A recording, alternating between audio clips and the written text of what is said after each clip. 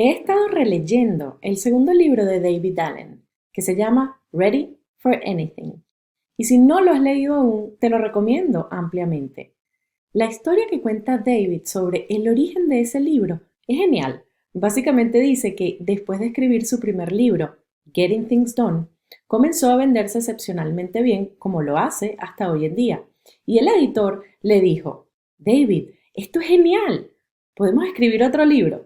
Y David comenzó a reflexionar sobre cuánto tiempo le había llevado a escribir ese primer libro, todos los años de consultoría que había acumulado para hacerlo y toda la evolución de sus ideas. Y dijo, bueno, solo me llevó 25 años completar este primer libro.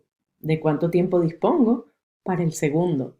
David se dio cuenta en ese momento que desde sus inicios él había estado produciendo blogs, pero en su día los llamaba boletines y eran distribuidos a través de listas de correo. Y lo que hizo fue trabajar con su editor en revisar esos blogs y esos boletines. Y 52 de ellos se abrieron paso en este segundo libro llamado Listo para cualquier cosa.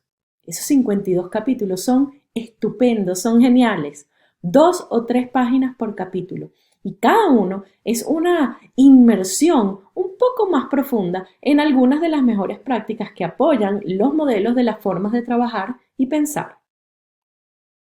Estaba releyendo uno de los capítulos sobre los que se habla en particular de dos personas. David llegó a la conclusión de que tiene una especie de doble personalidad cuando se trata de su yo productivo. Hay dos tipos distintos de personalidades en su mente.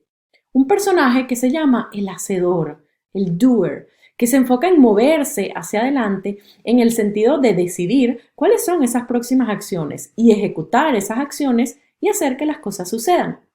La otra personalidad es el visionario, quien es más feliz tomándose esa taza de café para hacer un poco de pensamiento reflexivo, para pensar un poco más estratégicamente y para ver si algo de inspiración proviene de pensar en los resultados de un big picture.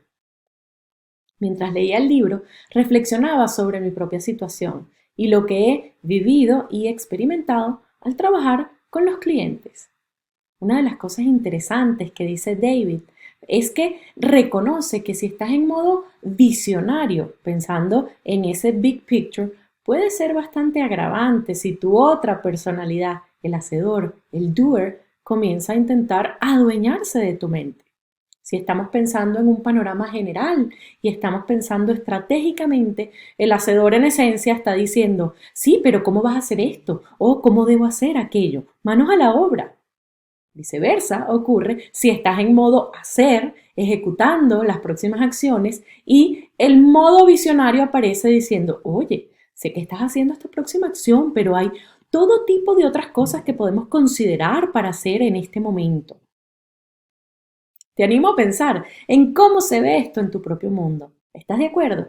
¿Tienes este tipo de dos mitades o de dos personas en tu yo productivo? Y si es así, uno u otro está recibiendo demasiada atención a expensas del otro.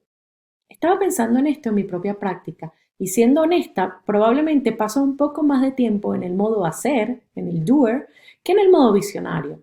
Y eso es algo en lo que debo trabajar a partir de ahora para tratar de mantener ese equilibrio. Por cierto, David habla en este capítulo en términos muy prácticos sobre el hecho de utilizar las bandejas de entrada. Si estás trabajando en algo un poco más en un modo y te viene algo del otro modo o de la otra persona a la mente, anótalo y déjalo en tu bandeja de entrada. Lo puedes hacer de forma física o de forma digital, pero utiliza tu bandeja de entrada para que puedas mantenerte en esa persona en cualquier momento.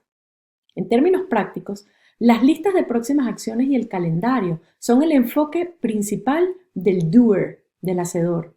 Esas son sus herramientas, mientras que las listas de proyectos y de algún día quizás son esa vitrina de trofeos del visionario. Finalmente, un aspecto muy importante para aquellos de ustedes que están familiarizados con GTD y que no será en absoluto una sorpresa. Una vez a la semana, durante la revisión semanal, reúne a tu hacedor y a tu visionario para esa pequeña reunión de equipo para llegar a un pensamiento integrado sobre tu mundo. Ese pensamiento integrado es el objetivo de Getting Things Done.